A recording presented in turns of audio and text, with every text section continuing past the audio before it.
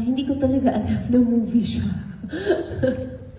Kasi online nga po eh. So parang nung sinabi ni Direk na magiging movie na siya, I was so surprised and so happy. Kasi ang tagal-tagal kong hindi nakagawa ng movie. So parang ang huling movie ko, siguro sabihin natin I was just 18 years old, 19 years old pa yata nung time na yun.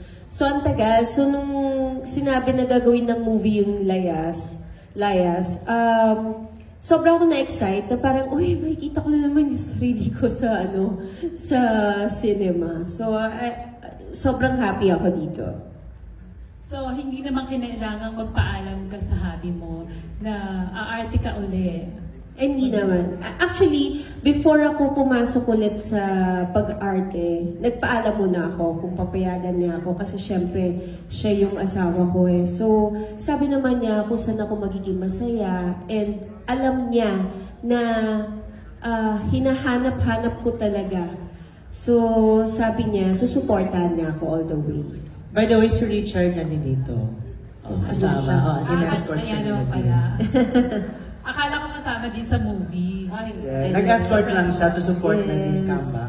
Pero gano'ng katagal na din yung shooting days? Actually, here I just got 3 days. 3 days po ako dito, yung role ko. So short lang naman. Yes, kasi ako yung lumaking Sabina. Pero after this ba, babalik ka na rin talaga sa acting, like doing teleserye? Yes, actually I'm doing right now. I'm currently doing Forever Young na ipapalabas this year sa GMA. Sa panghapon po siya. Okay, congratulations. Thank you.